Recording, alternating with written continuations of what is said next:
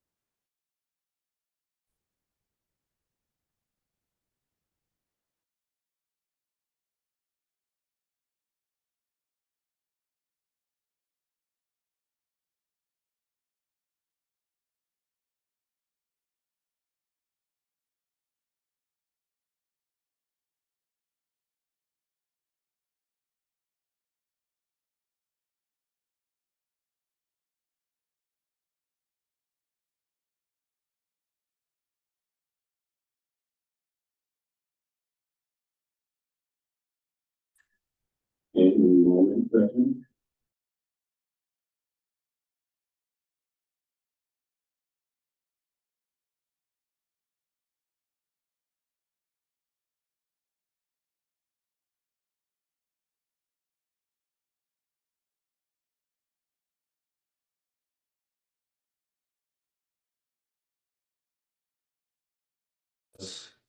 Only my own well-being.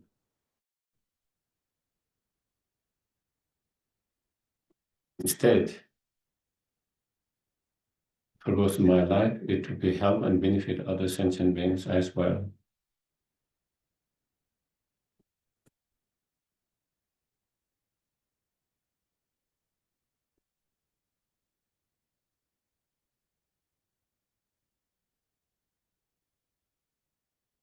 And in order to be greater help and benefit to other sentient beings, I need to be more enlightened, more awakened, wisdom, more compassion.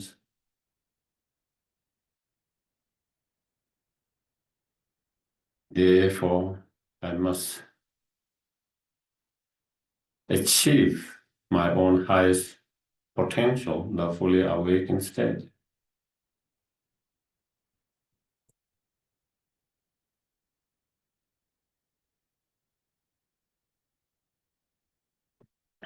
And in order to achieve that fully awakened state, I need to contemplate, meditate, practice correctly, continuously.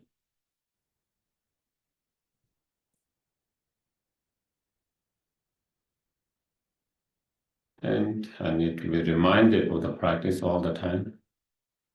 For that very reason that I'm going to listen, the talk, and if I find anything helpful, beneficial, I will try to integrate my everyday life.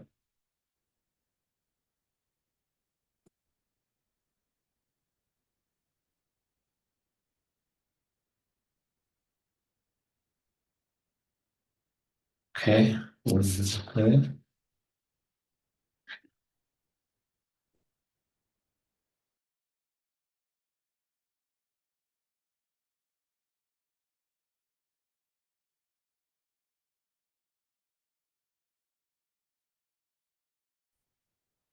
To the founder, the endowed, transcendent destroyer, the one beyond the postulator, the completely perfected, fully communicated, perfect in knowledge and in good conduct, Sixarta, supreme human beings to be tamed, teacher of the human beings, leading the complete and one, being the Lord, the subject from shouting cry, I prostrate me to the founder of the the one complete, the first the completely perfected, we could be perfect in all acts of an hour. Supreme God, in peace, teacher of human beings, be complete and fully awakened, be endowed to the soul, that the Lord is comforted. The viewer from the shop, I am the name, to the founder, the transcendent.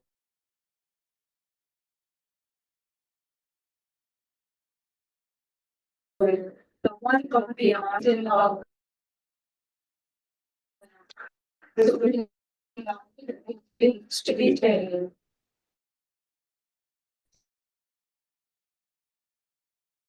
And human beings to be tamed.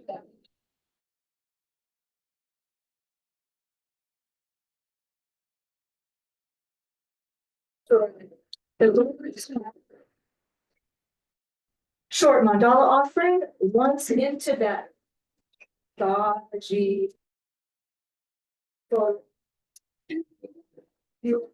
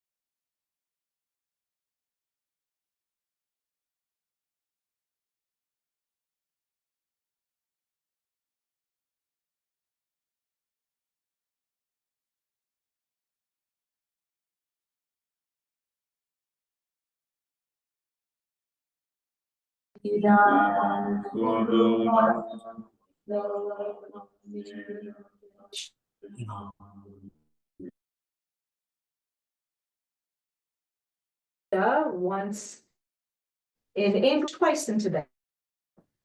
I go for refuge. But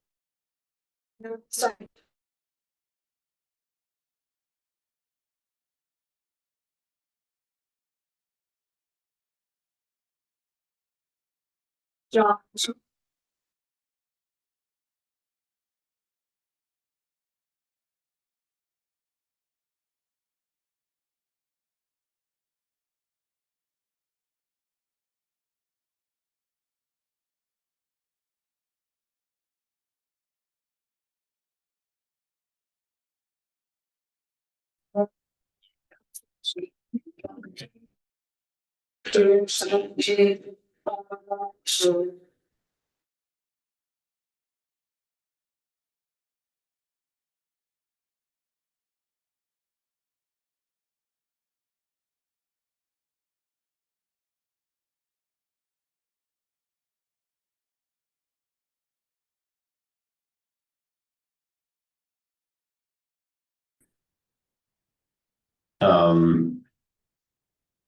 On death and dying, and especially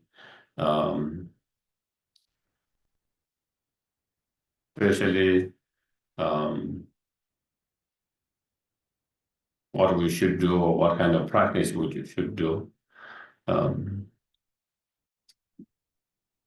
when you are dying or when someone is dying and after death. And I'm going to discuss mostly from Tibetan Buddhist point of view.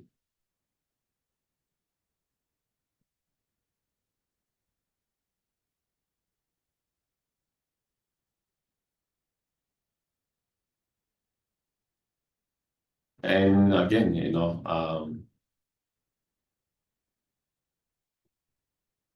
just as birth is very important part in our life, death is beginning and the end of this life. The death is also, also very important part of the life.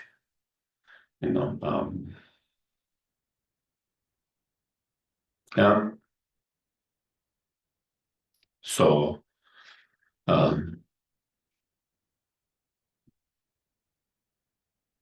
what kind of debt we have, in what circumstances, can have a strong impact the next journey after the death,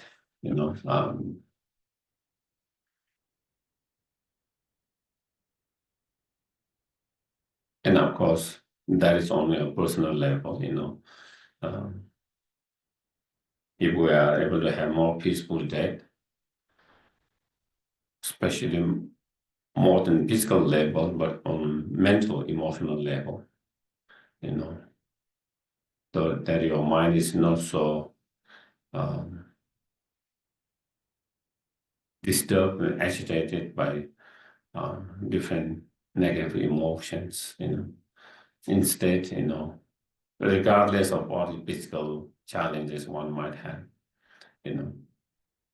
maybe you might have physical challenges at that time. You might not have, maybe, it might be. But if we can keep our mind more calm, peaceful, without being so much disturbed and agitated, peaceful mind, then definitely you will have more peaceful transition there and positive impact to the next journey, the futures, what kind of rebirth you have, And not only is important to have a peaceful and calm mind, but if possible to have a virtuous mind at that time, to be able to cultivate in a virtuous mind. Of course, there are so many different virtuous minds, and if we can have any of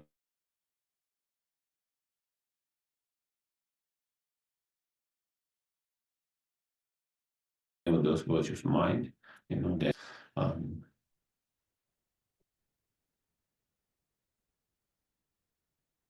mind, emotion that time and the futures. And also, it can have a strong positive impact on people left behind.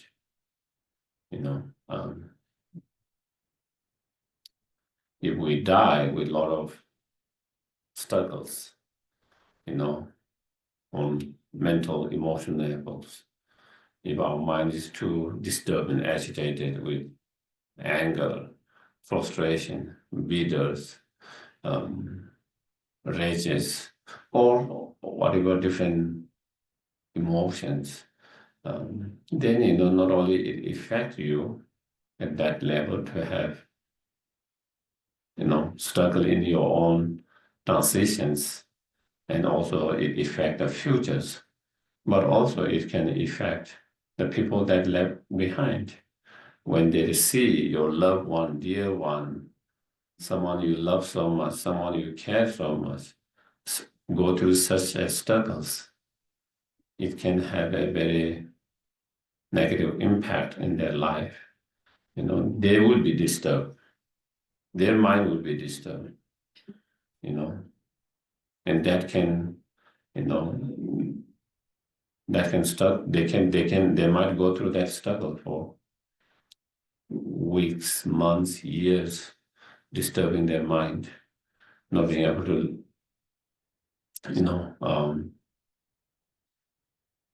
let go of the pain, the struggle that they experience or they saw, So, and so that is also when you are trying to help someone to die, another human beings or animals like your pets, whatever, when you're trying to die in that last stages of their life, how we can help is to help them to create more peaceful environment, external peaceful environment, internal peaceful environment. That's one thing that we can try to do, help. How can we create calm, peaceful environment? If we see there is something disturbing their mind, we try to get rid of those objects from being in their sight, because if it is in their sight, that can disturb their mind. Something that remind them something or trigger their mind to be agitated, disturbed, or something that they have a strong attachment to that. And so because when they have strong attachment, when they see that object, because they have strong attachments, then these ideas of that I will be separated from that, I will have to live that can also disturb their mind, because they are not ready to do that because of that. So again, in a way, anything you see, environment things that seems to disturb their mind, you try to keep those objects distant so that they don't see it, so that it doesn't trigger their negative thoughts, feelings, emotions. So that is one way of how we can help to create that kind of environment. Try to make it more quiet environment, peaceful, quiet environment. And then if they are okay, if they don't have resistance, and if they want, and if they are okay, then playing or reciting or chanting mantras, prayers, soothing, and so there are a lot of mantras you can find nowadays, or prayers that are very calming, soothing, with the music, with a very beautiful, voice. You can find many of them.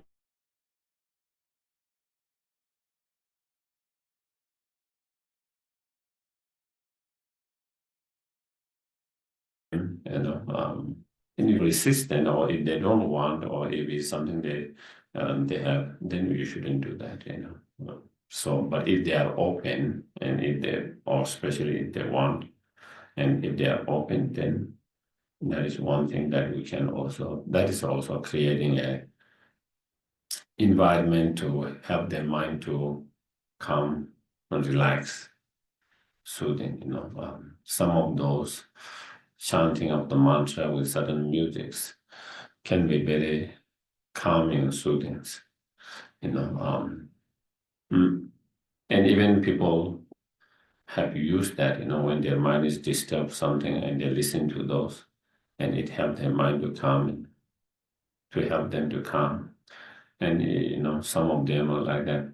You don't even have to be a Buddhist. There are a lot of people who are not necessarily Buddhist, but who listen to those mantra chantings because they find peaceful environment. That is what we can help someone when they are in that stages. And then we try to help their mind be more positive. So even they cannot respond. When they reach a point where the person who's dying, maybe they might not be able to respond. They cannot say anything, or maybe sometimes they might be not being able to even respond with their expressions. But still, it seems like they are not there, but they can still hear your voice. So again, time to time, trying to help them to remember the good things, the positive things that they have done, instead of, because sometimes if you don't help, they might think of all the negative things they have done, and that might be something that's bothering them, something, let's say they might feel regret, guilty about a lot of things, and that could lead them to a very negative state of mind. So what we can do is help them, to remember, because in such state you try to remember, recollect, help them to recollect and remember all the positive things they have done, all the good things they have done. So you keep on repeating them, even if they cannot respond in their voice, this is what you did, this is all the good things you have done, all the positive things you have done, all the virtuous things you have done. And this is something that you live your life good in that way. This is something that you can rejoice, something you can be great, something you can rejoice, something you can be positively proud. So that is something you try to remind them. So uplifting their mind to be more positive state instead of in negative, because sometimes they might not be able to recollect or remember those virtuous things, those positive things that they have done, And so that is something you can do to remind them all of that. And also you can try to remind again and again them, they don't need to worry about everything's, everything's will be just fine.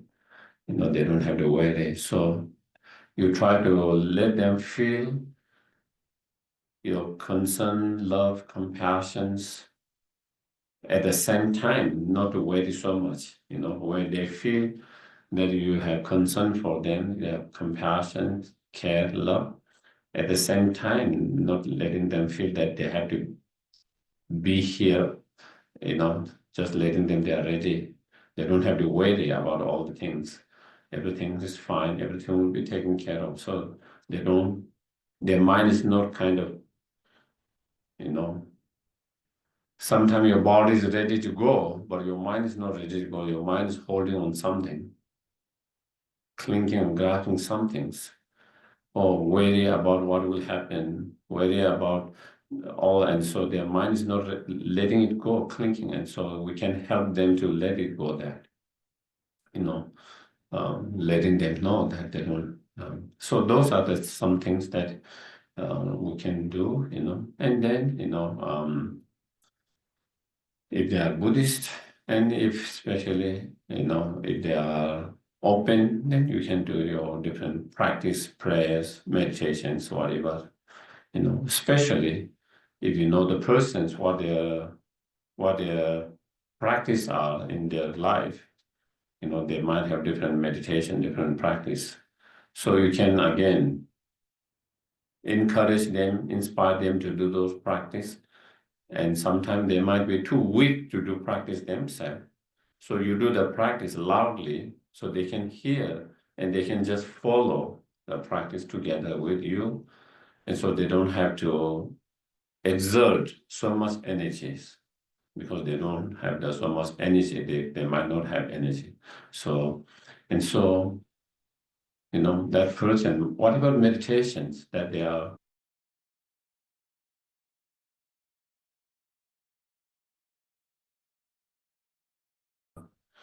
familiar with and have been doing, so you can help them, to do that practice by leading the practice yourself,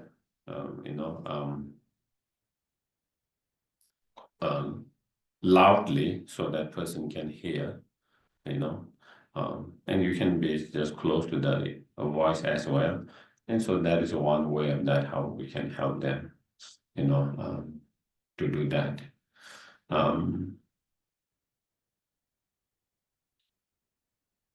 And of course, if someone is not familiar with the meditation, someone practice or not Buddhist, then you try to help them whatever faith that they believe in, to helping them to have that faith in whatever is God, Jesus, whatever they believe in, So when they have that kind of strong devotion, strong faith in that moment, that will be positive, that will be something uplifting their mind. And so again, that could be something that one can help, to do that. And then someone who doesn't have any kind of spiritual religions path, then again, one can help to,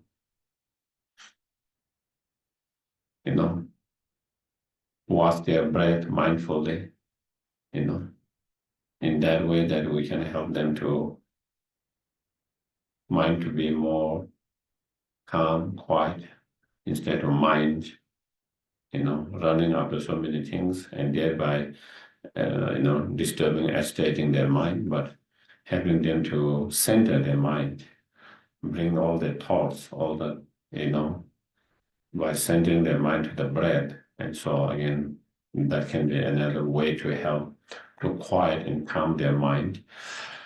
And so again, and that is something that can help any, whether you believe in anything or doesn't believe in that, it's just helping them to focus on their own breath, just helping them to bring their mind to the breath. And by being, if you are skillfully, helpfully able to do that, then, if they are able to kind of do that, then they will be able to calm their mind without being disturbed by different thoughts, feelings, and emotions too much.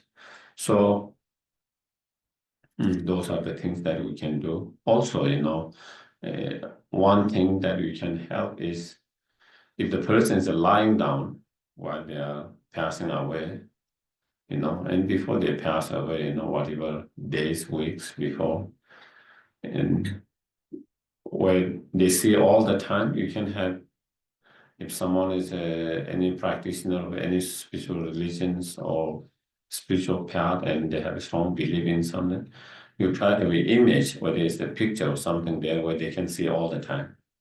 And when they see that, it reminds them of their practice, their devotions, their faith, their practice. So, because, in such state, sometimes our mind not be so clear, our mind can get a little confused, sometimes our mind is, both physical and mind is not so strong.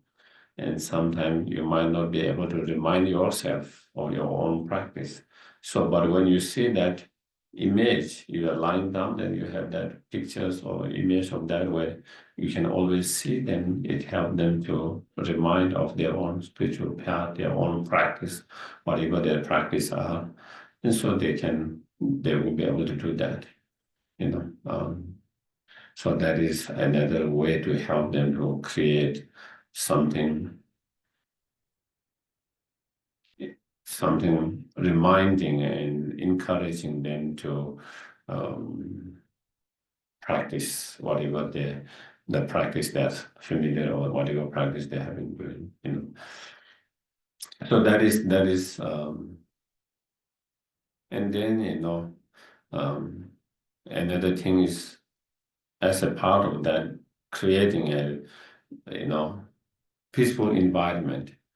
Make sure that there's no one making too much noise, and especially people crying too loudly, crying like that, in that area.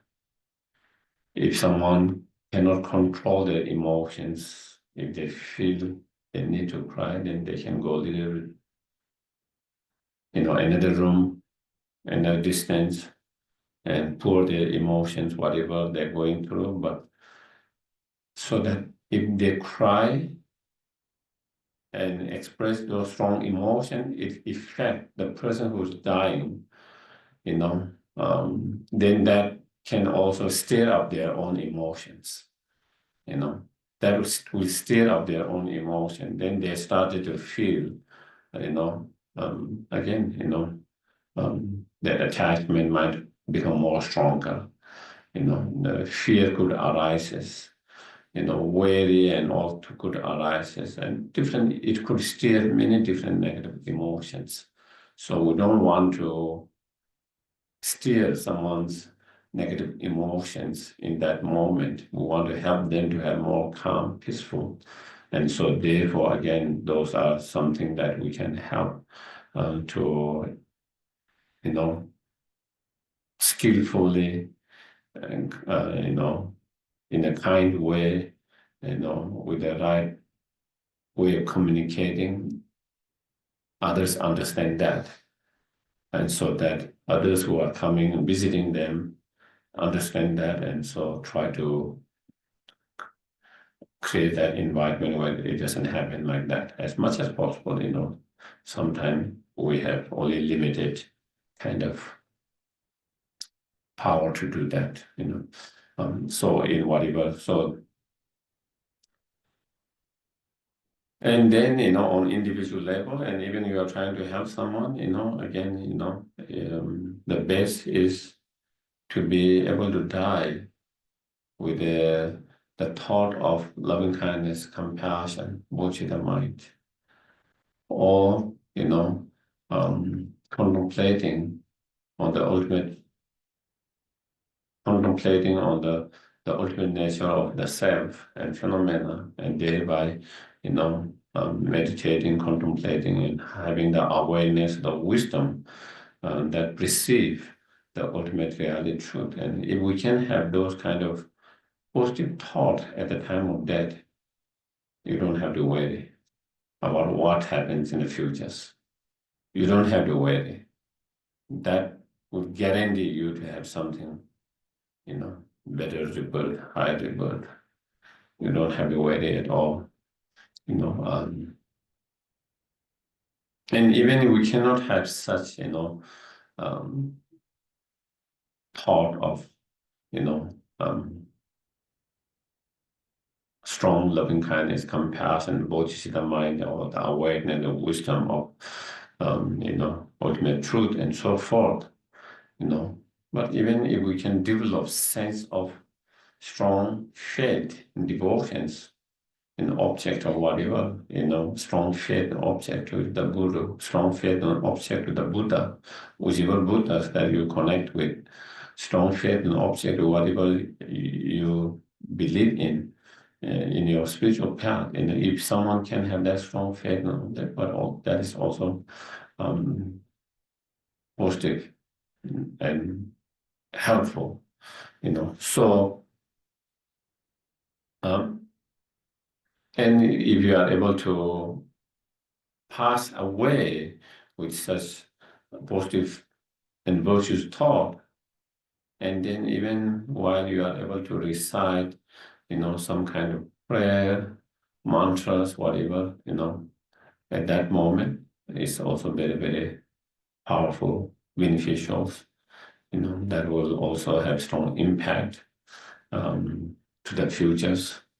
And so those are the things that we can try to do ourselves in our case, and that is something we try to help others to inspire and encourage the others who's dying to have those thoughts, if possible, in whatever way, having them to have thought the wish to be help and benefit in the futures, even though it's coming to the end of their life, even though maybe whatever help benefit they have able to do, they have done. And maybe it is the last stage of your life, maybe you are unable to help and benefit now, but there's always opportunity to be able to help and benefit in next life and many future life from Buddhist point of view. And so again, especially those who believe in future lives, then you can inspire them to develop that mind or intention and positive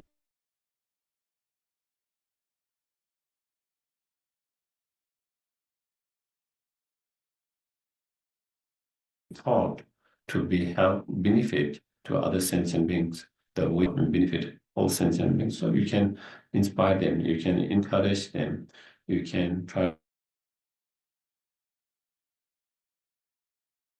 to help them to lead towards that, to have something positive thoughts. That's one. And then you can try to if someone is open to it and someone is then you can do there are many different prayers, different mantras that one can recite loudly, and if the other person is not kind of open to that, then you can do quietly, quietly yourself and dedicate, pray and dedicate for them to have peaceful death and better rebirth, higher rebirth in the futures. So you try to do those more quietly yourself, and whatever different prayer, mantras, or meditations, whatever meditation you do, you can do meditation on loving kindness, compassion. You can do meditations on Tonglen. You can do meditation on different topics, subjects. And then you try to dedicate all these virtues, all the positive energy that you have collected through such practice and meditation. Then you sincerely pray and dedicate for person to have peaceful transitions, and then better and higher rebirth in the future. So those are the things that we can try to do.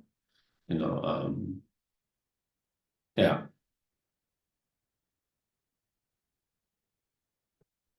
And then, you can ask some teachers, or let some teachers or the monasteries know and ask for their prayers, dedications, for peaceful transitions, and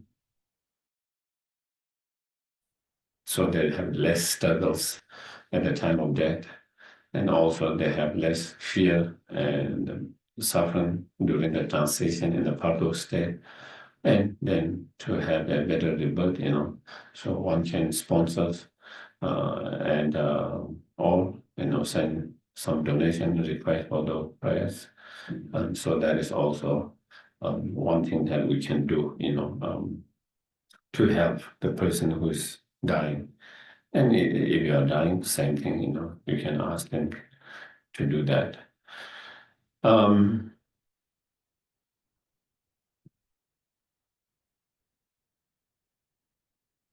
So those are the things, something that we can try to help at the time of death, to help ourselves how to die, and also to help someone who is dying in that way. Then after the death, after the death, in the Tibetan Buddhism, it's important not to disturb the body for a while. You don't shake up and you don't move while in there. If you don't have to touch and move, then it's better. Yeah, traditionally, we try to keep 3 days. Of course, here it might not be possible depending on how you die, where you die. If you die in the home with the hospice, I've seen they allow, if you talk with the funeral people, and if you have the right people. At least I have had 3 people who are members have died in Santa Fe, and 2 and 1 in Costa. And requested them if they it's okay to keep the body 3 days, and they were accepting. And so even after the death, they were able to keep 3 days home. So in that way, then from Buddhist point of view, or especially Tibetan Buddhist point of view, we believe clinically they are dead, but they are not dead necessarily. Even though, clinically dead because there is no more functioning of your brain and your heart and all of that, they stop all of that. But we believe even the gross consciousness of the mind have ceased, but there is still subtle mind, more subtle mind. As long as that more subtle mind is there, the person is still in not dead. And that person can be in a meditative state with that more subtle mind for days, weeks, even months. And there have been many cases, and I think there are a lot of also document on that we call Toktam in Tibetan. And Toktam is, those meditators, practitioners who are able to stay in the meditative state, even after clinically dead for weeks and months. And even in recent time, there have been many, many cases of teachers. One of the signs of that is,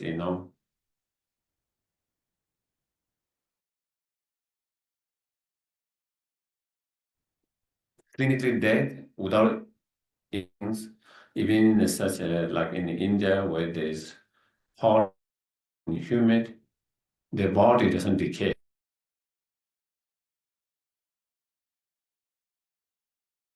Body doesn't decay. You can feel the heat at their heart. Their body doesn't decay. Normally, if they really the consciousness, subtle consciousness leave, then you will start to smell and decay of that. But the body doesn't decay. Sometimes the color or luxuries is even more brighter than when they're alive.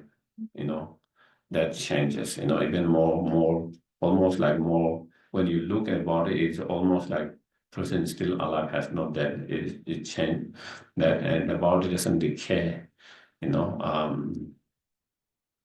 So that is the reason why body doesn't decay. Normally, it will decay, especially after a few days. It will start to decay, it will start to smell, unless, of course, you intervene with other chemicals and like that. And the reason why it doesn't decay is because of that the subtle mind is still there, and that is what it keeps them. And so the meditator can use that more subtle mind for their meditations, And so the reason to keep 3 days is for give everyone that opportunity to in that meditation, because that mind, if someone can use that more subtle mind for meditations, it's a very powerful mind. Of course, there are certain signs of the consciousness being left. If it smells and decay, it's very clear sign. Even after one day, you don't have to keep 3 days. After 1 day, if it started to smell, if it's decaying, it's very clear sign that consciousness is left. And sometimes you can see also the bloods coming from the nose. If that comes, it's also another sign of the consciousness having left. So sometimes that can be, immediately after the death, clinically dead, immediately after that. Sometimes it can come within the day, or sometimes 3 days for, it depends. And also another way to see whether consciousness had left or not is also the heat at your heart, by your chest where the heart is, Even though it might be cold by the feet and upper, but if there's still heat, warm at your heart, your chest, also that is another sign. Also that's something they check. I heard like in Tibet, I haven't seen that, but like in Tibet, sometimes they put a butter, and when it's warm, the butter started to melt. But when it stopped melting, it becomes, then that is again. And so there are different ways they check the heat. That is one sign. Another sign, sometimes they put some kind of white cloth by where your sense organ is, and so again, some liquids come from your sense organs, something, and again that is another sign of. So there are certain way of checking of whether the consciousness have left or not. So if there's a clear sign that most of the consciousness have left, then you don't have to keep 3 days, 4 days like that. You can immediately kind of do whatever you need to do, But if there's no sign, then normally, they try to keep at least 3 days. And for more advanced meditators, then they will keep as long as it seems to be alive. It doesn't. Sometimes they keep, and as I mentioned, even in recent time in India and different places, where the meditator has been in those states for 20 days, 15 days, 9 days, weeks, Mm.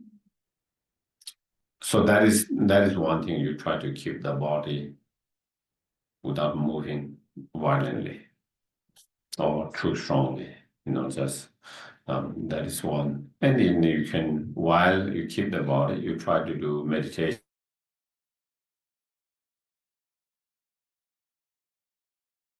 practice, different prayer practice, meditations. You know, and you can also request prayers uh, at the centers, at the monasteries, um, with the teachers. So you can always those. And then also. Mhm.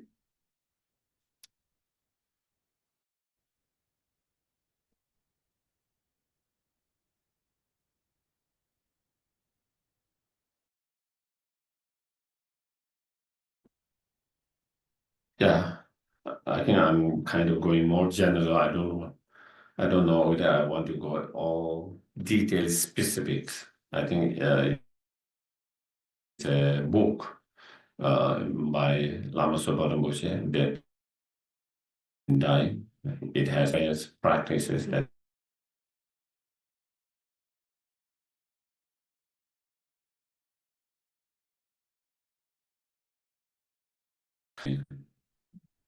because it's collection of different practice and prayer that you can do. And then sometimes you might think, what should I do? There's so many things. Some of them, of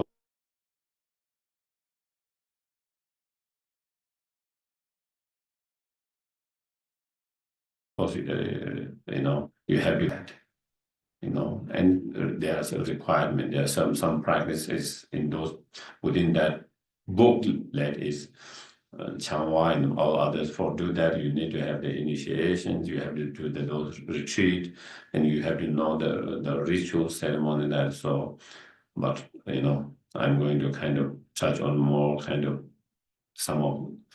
And in that also there's from the FMD there's called liberation box, and in that also there is certain um, objects that you can use, and you don't have to have that. If you have statues, you can keep.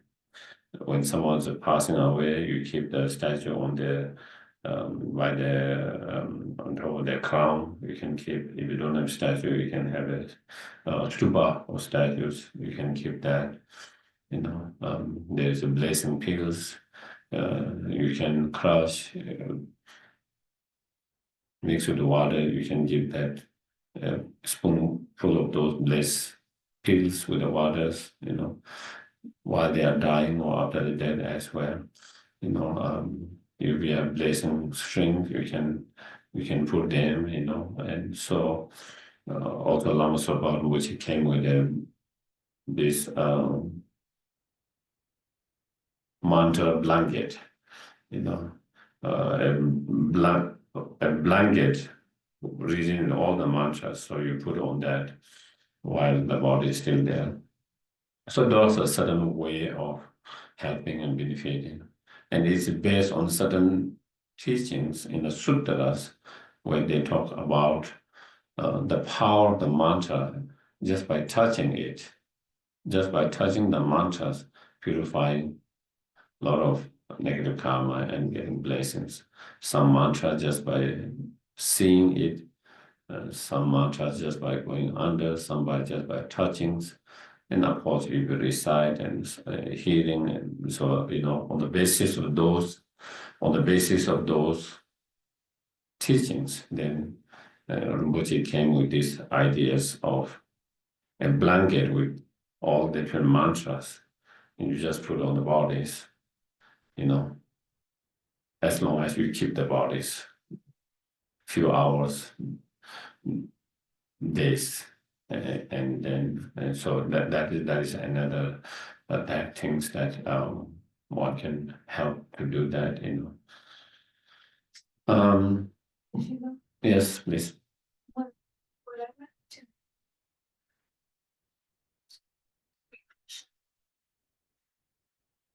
Mm-hmm.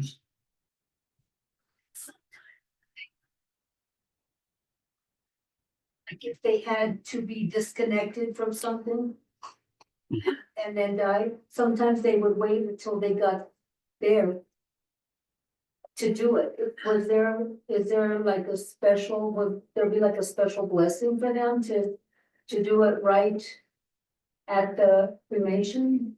ground? Well, I think those are for the Hindus, okay? Is a first for the one of the most holy stupas for the Hindus, and that river is Bagmati River is supposed to be one of the most holy rivers for them. Then they wash the body in that rivers and they cremate there, and so for the Hindus. So those are for the Hindus, and for some Hindu traditions, I don't know whether it's even the Hindu itself, the religion itself, or is more to do with the kind of the tradition of the different ethnic groups. I'm not sure, but it is with mostly with the Hindus. In certain some of those traditions or belief, that if you die in a house, and depending on when, how, there's a tradition you cannot take from the doors, the bodies. So you will have to actually, you will have to actually take the window, or sometimes you have to make a hole in the house to take the bodies. And so they don't want to do that. So that's why they keep, when they know that someone is going to die, they keep outside, so that they don't have to break the house in order to take the bodies. And I don't know whether it's really based on the Hindu religion itself, or maybe it's more to do with the different, kind of tribe, ethnic belief. Of course, there's nothing in Buddhism, and in all the Buddhist tradition, we don't have that. But that one happened a lot. So sometimes if someone's dying, they might keep outside for days. Maybe they think they are going to die today, and they might not die. That they can, and sometimes they take to those cremation box that they keep it there. So so that is not based on the Buddhism. That is more in that. So is what happened. And there are even some movies around such tradition where someone dies, and then they have to take the bodies from the window, and the house is tall, and then you need someone, and it's a lot of so that is more kind of different ethnic groups, belief, traditions. I don't know whether those are rooted in Hinduism, or whether it's rooted more kind of more like shamanisms, their older belief. But definitely, I did see is more very much in a lot of Hindu traditions that. So yeah, so that is what it is. Okay. So we're talking about, so yeah, I'm talking more from the Buddhist and especially Tibetan Buddhist point of view. So that is when you die, then, and even you don't believe it is, I think it's good to give the opportunity to that person to have quiet time, you know, just to keep the body peaceful, quiet, without disturbing them for certain times. Of course, if you die in a hospital, then it will be difficult because they might ask you to move quickly. So again, you can request as long as you can make requests, and sometimes depending on the administrations, doctors, they might be able to help you to keep for a day or for a few hours at least, and during those few hours a day, you try to do it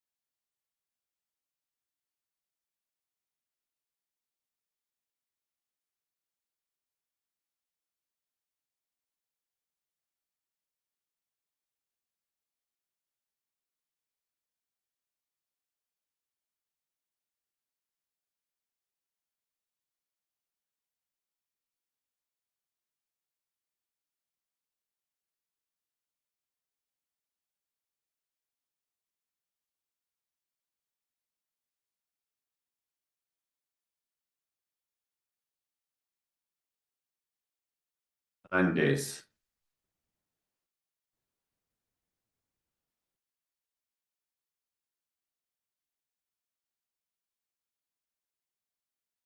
Some, they might take a rebirth within 1 week, So after the death, they have immediately intermediate stage, the Pardo stage. And that Pardo stage, Pardo, is called in Tibetan Pardo. Pardo means kind of middle, intermediate stage. Between this life and next rebirth, there's that, and it is what we call sometimes spirit beings, there is this, the spirit beings, is one of the part of the spirit, part of, and then they are looking for the next rebirth, and if they cannot find new rebirth within 1 week, then they die and they take another new form of intermediate stage pardo, and again they will look for the rebirth. And again, according to karma, they are able to find it, then they take the birth. If not, then again, after 1 week, they die. And that keep on for 7 weeks. So that becomes 49 days. And for 49 days, for sure, then they will have a rebirth. So therefore, those 49 days are regarded as crucial for the families and others to help them to find better rebirth and for them to have less fear and suffering while they are in Pardo. And because of that, during those 49 days, the families will do a lot of prayers, practice. They do themselves and they sponsors, to do those different prayer and practice for, and especially, those 49 and especially, for each week, the next 7 days, and then the 14 days, and then 21 days, so those for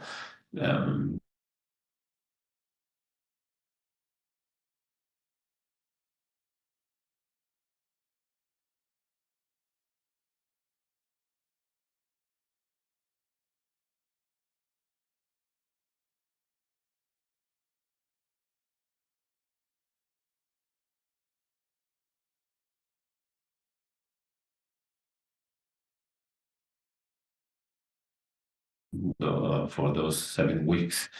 So those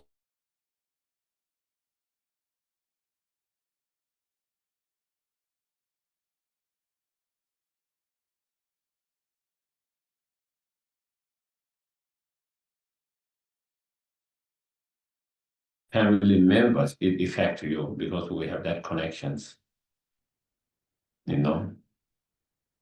It affects because we have these particular connections. Therefore, if something happens to one of the members, something bad happens to one of the members, not only it affect that member, but it also affect the other members. Why is that? Because even though it's a different person, because we have these strong special connections, and it could be family, friends, whatever. Same way, when we have strong karmic connection, then our practice, our actions, virtues, and when we sincerely dedicate and pray for them, and then it can have some impact on their or change and influence in their karma to a certain degrees. So that is what I try to do.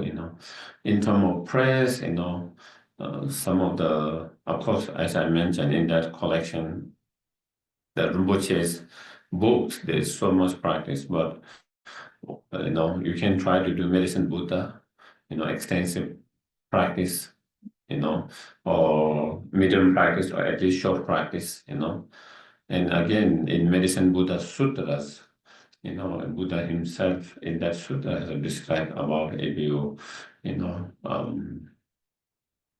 do practice in relation to medicine Buddha, again, it can be healed.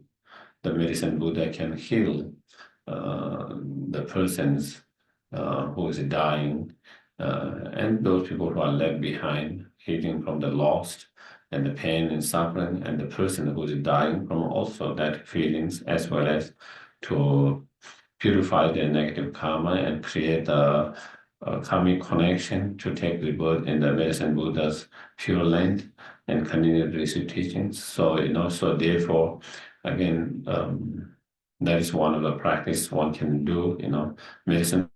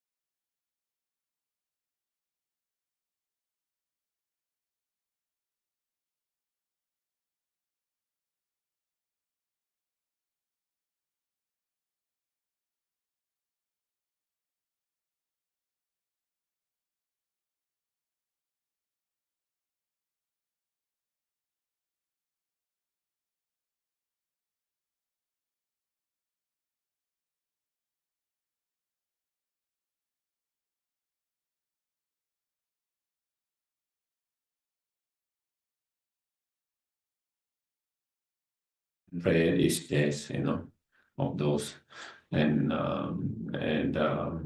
or at least with each of those after 1 week or 7 weeks, So those are the prayer that one can do, and of course, as I mentioned, there are so many other practice and prayer that one can do, but I'm not going to go in all of the list.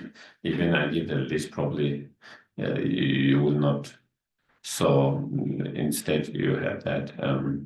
So I think that is more or less what I can.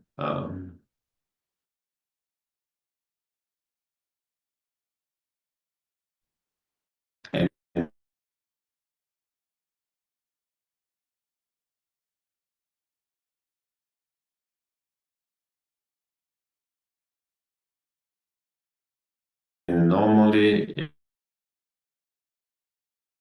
it's crucial, and so they do more extensive practice and prayer in those days, and I know, and they request and sponsor more practice and prayer during those times, and it is also yeah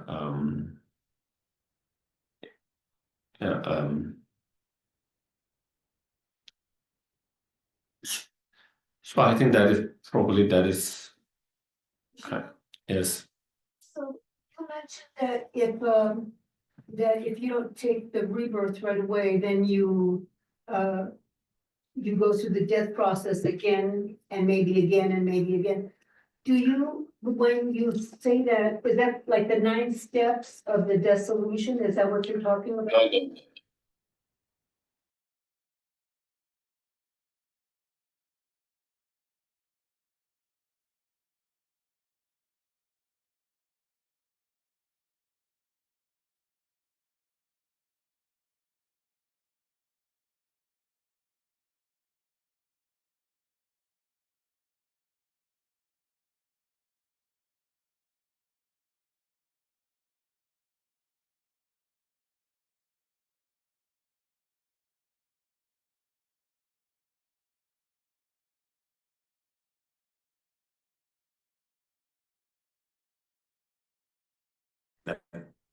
Seven weeks, and by the end of that 49 day, then for sure they will find a rebirth. Yeah. Yes, please. In the case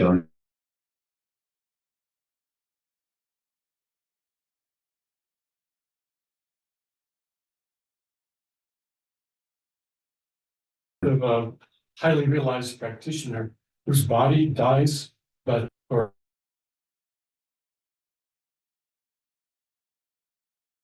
for a week or two, when there's the day when the body dies. No, normally when we say 49 days, then is when the body dies. Clinically, when it's declared dead. For those beings who have those abilities, they don't need all these 49 days, all these things. Those are the who have control over their mind and control over their karma, and they can choose their rebirth. So, but we do all this prayer and practice mainly mostly for. But of course, even someone a highly realized being, they don't need it, but we still do it because for our own to feel for ourselves that we are doing something, I'm doing something, and also create merit and virtues, and also feel that participating in that. But from their side, it is not like they require that, unlike like the ordinary beings. Ordinary beings, then definitely our prayer practice can influence their karma to happen. For the beings, when someone like Buddha pass away or Bodhisattva pass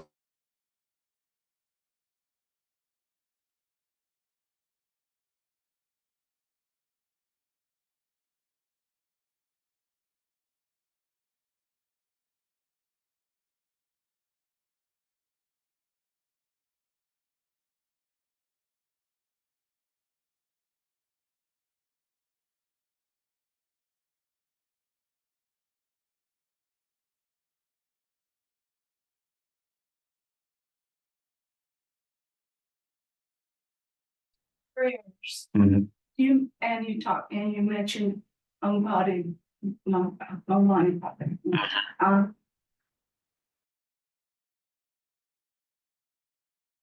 Are those the same things? Email kind of mantras.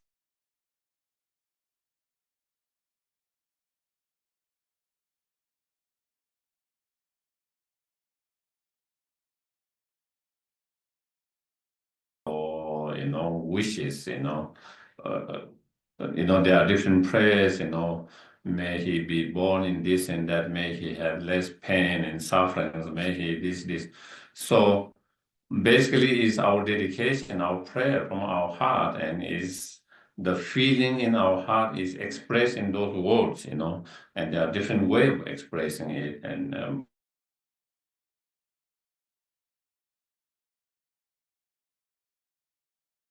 by the different region, by different kind of prayers. And as I mentioned, if you read King of Prayers, very nice prayers, and that is one of the most common prayers, especially in Tibetan traditions, to do when someone passed away, and that yeah. And then, yeah, together with that prayer, also as I mentioned, you can do practice of Avalok Shoda Buddha compassion. And Om Mani Padme was related with that, the Buddha of compassions. And so you can do the practice itself. And as I mentioned, there are extensive middle and short practices. And within that part of that practices, then there's also recitation of the mantras of Mani Padme Hum. And then, you can imagine, visualize while you are reciting that mantras from the heart of the Buddha of compassion, from that mantras, enlighten nectars and light flow, enlighten energy in the form of light and nectar flow, and purify all the negative karma, all the delusion, obscuration, and person who have passed away.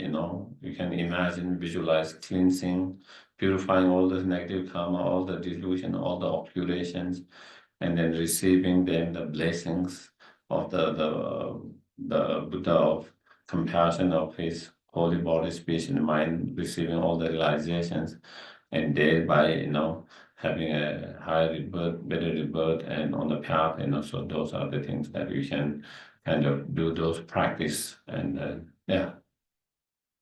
Yes, Steve. How does the the practice of medically assisted dying affect these different processes in stages.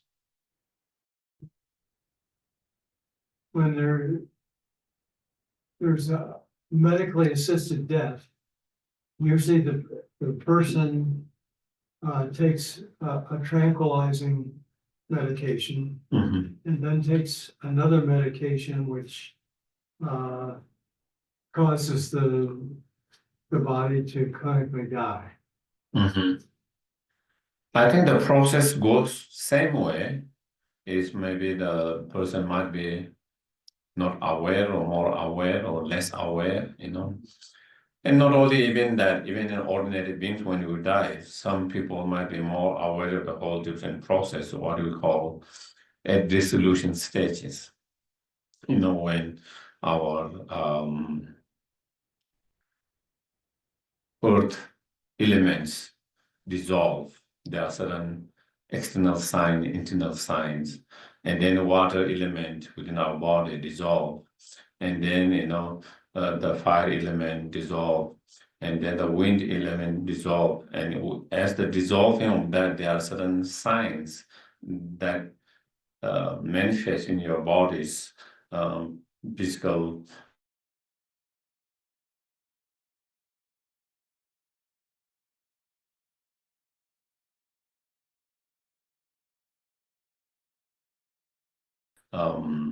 manifestations as well as internal signs and all the perceptions and thoughts.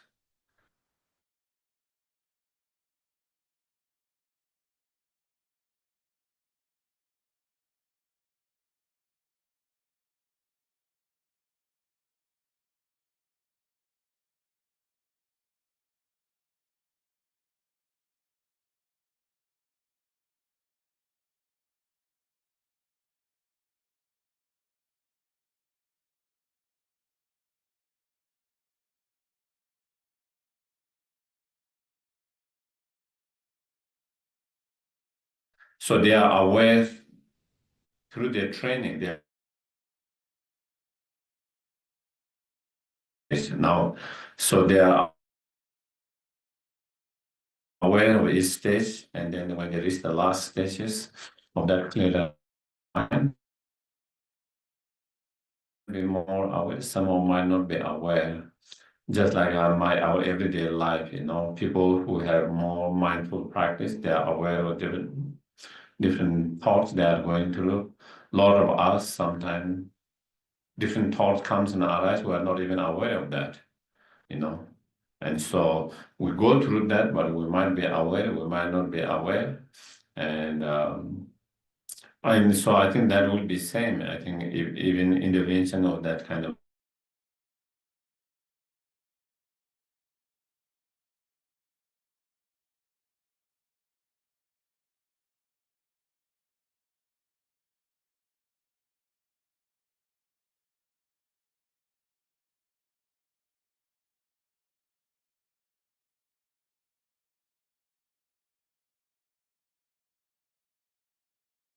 accident. We don't have so much slow process of each of those elements going next because it's not natural death because you could die very quickly in those instants. So in those instants, the process, especially in those, the process is very quick, in very short time.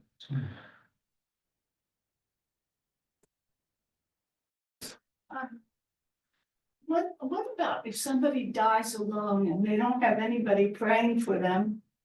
And does that affect their rebirth, or is that hard? I mean, is that difficult? Well, if the individuals, first of all, again, according to some of the Buddhist masters, as I mentioned, like, Vasubandhu, Asangas, and all, which are based in sutras. Those teachings are there also based in sutras. They explain,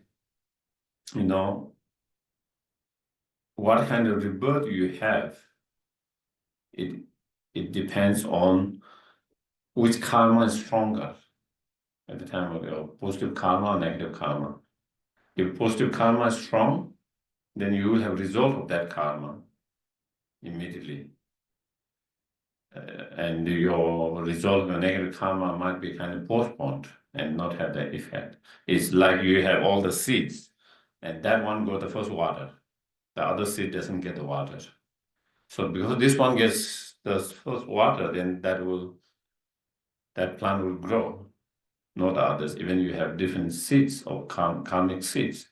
So therefore, generally, whichever karmic seed is more stronger at that time, that would, and how that karmic seed is, whether your positive karma or negative karma is strong in that, then it also depends on how you live your life. If you live your life kind, positive virtues, you have much more stronger positive karma from this life, and that will manifest, and that will have stronger impact at the time of death. If you live your life, very cruel, mean, unkind, and unvirtuous, then you create more negative karma all your life, and that negative karma will be stronger and most likely manifest at that time. So that is in general. So that is what is. Whichever karma, both positive karma are equal, then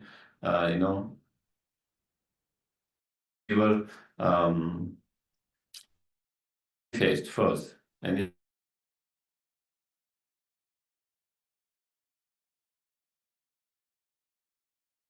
therefore, someone who is dying alone, if they are a practitioner, they don't have to wait. If you practice yourself, you don't have to wait for someone to pray for you. You have, you don't have to depend on someone, a lama or teachers or sangha member or someone to do prayer. You do themselves, and if there's possibility of them taking rebirth in the lower realms, and through those practices, we can change that karma from being taking lower rebirth to higher rebirth. There's chances, but for those who have a very strong positive karma and practitioners, or of course, when you say practitioner, even someone might not recognize them as being a Buddhist or any spiritual practitioner, but who are really practicing the value and the real value of the Buddhism, about loving kindness, compassion, and ethical, whatever, whether they believe in any religion or not. That is what that is the main kind of practice for the Buddhists. And so if they do that, so then so they have taken care of themselves. So, yeah, just to give, I meant just to give a comments, I guess, maybe,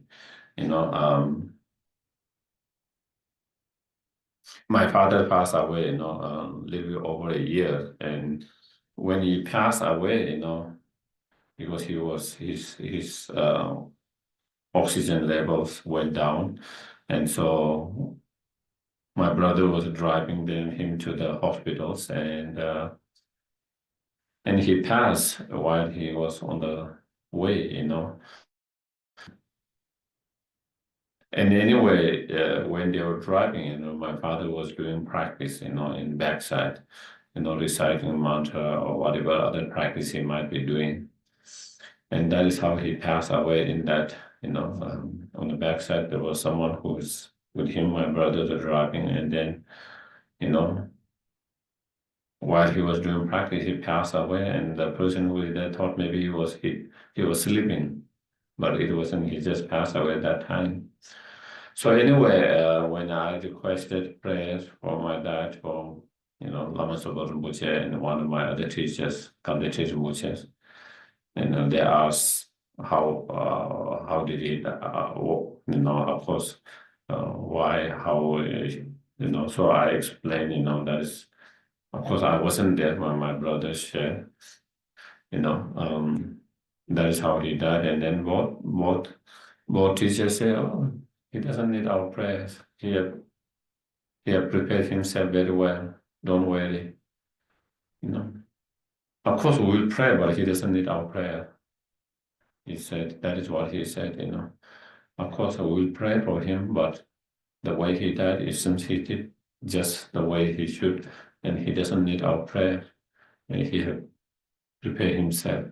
So that is just to give what I'm saying, individuals who are dying with themselves, they might be more prepared than anyone else. Yeah. Any other questions? Comments, questions? Anyone? Yes.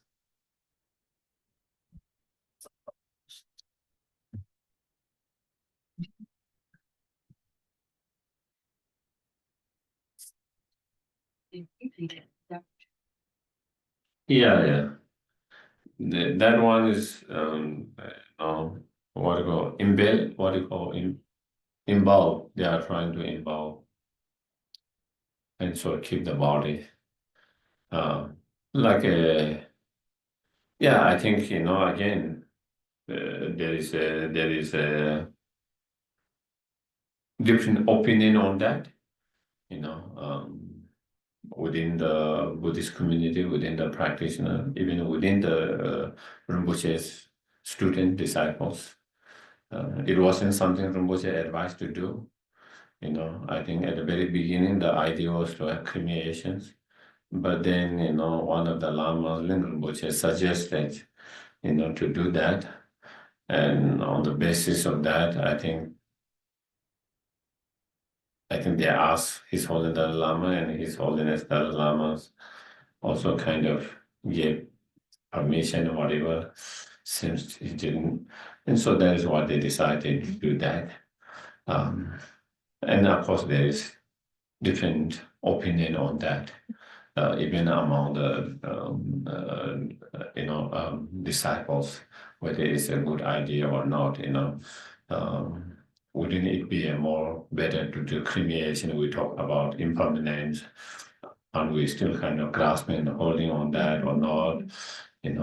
So there is one side of the practitioners, even within the disciples, and then there one side of the disciples who thinks is a good,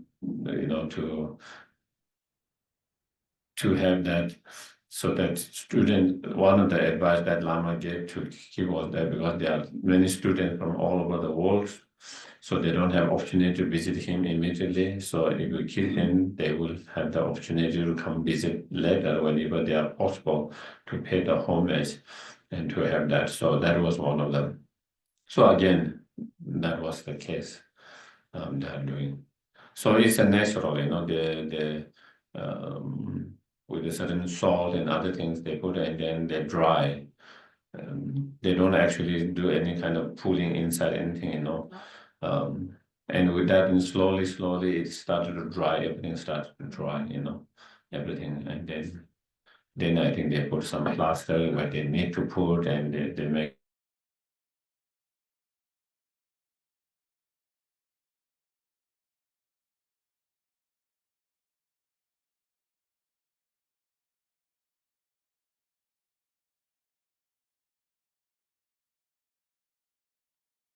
That. Yes. If the dying person is a high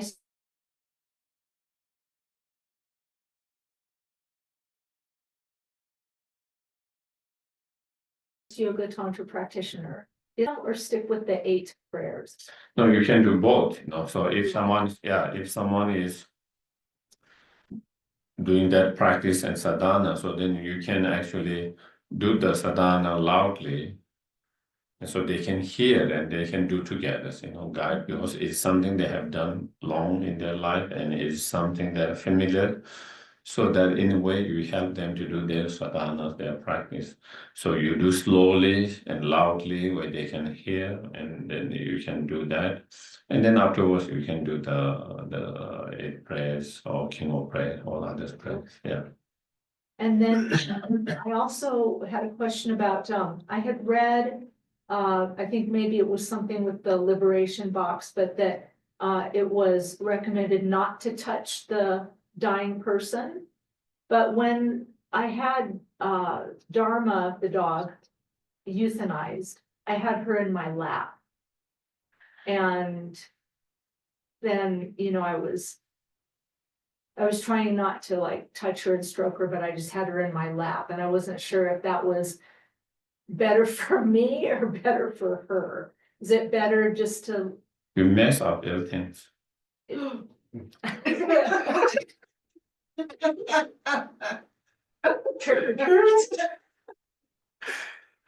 No, when they say don't touch, it means do not move them too roughly so that you kind of disturb, If it's like someone is sleeping, you kind of just touching itself, it doesn't disturb that's okay, So if you have to move, if for some reason, even in hospital or something, if you have to move it, you have to move it kind of gently, where you don't kind of really violently kind of disturb their mind. So, that's one thing.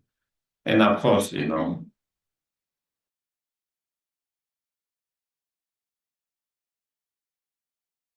the main whole idea behind that is to disturb their meditative state. We never know who can be meditative, who doesn't. Even someone who might look not a meditator, they might be a good meditator, and they might be in a deep meditations. So it is someone in meditation. If you kind of do that, then you are disturbing their meditations, and especially in these crucial times and important. So you don't want to disturb that. That is the main concept behind that, not wanting to kind of move violently or touch violently. Yeah, and so, and then of course, yeah, and then as I said, want to, even when someone's dying, whether it's animal or whether it's human beings, we want to let them know that you care and love, but at the same time, you don't want to involve too much attachment to them. And that is the way the balance is.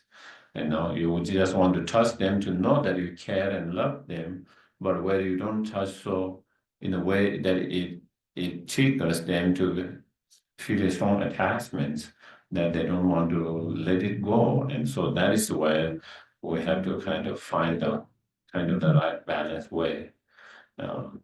Even when you touch, how you touch it, even when you show concern, affection, love, how you do, how much, so that you don't trigger them to have fear, worry, attachments.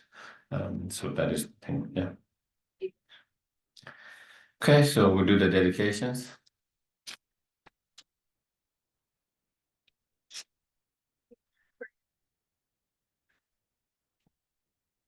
Yeah.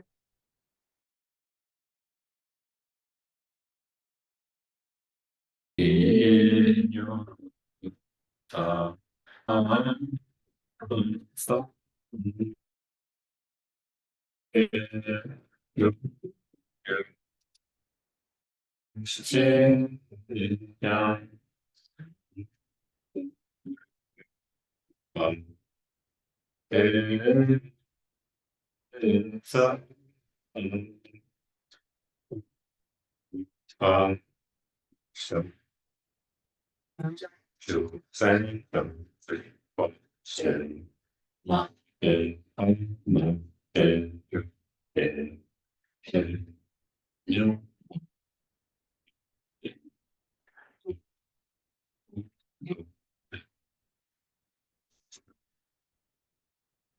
Long life prayers for His Holiness Dalai.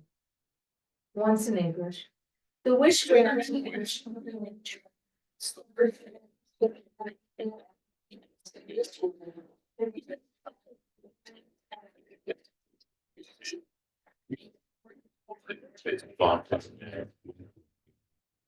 And for the swift return of Lama Zopa Rinpoche, fearless So they sounds together.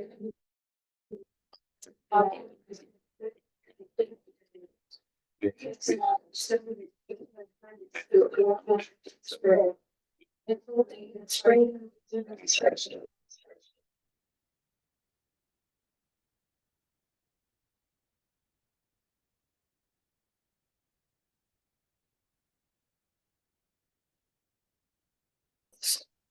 So she went. While she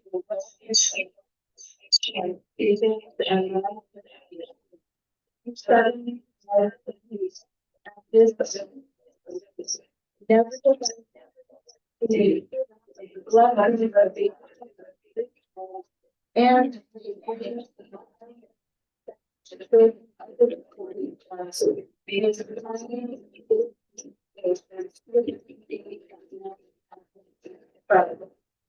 and for also keep the nation.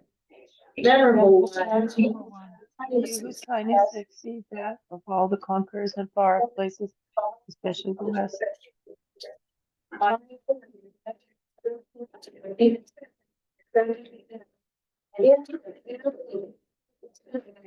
We made this.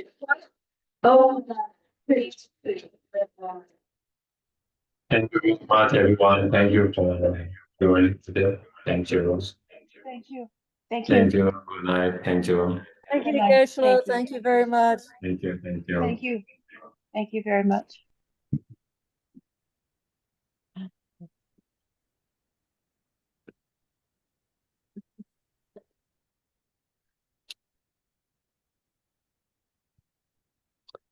Thank you, John. You're welcome. Thank you.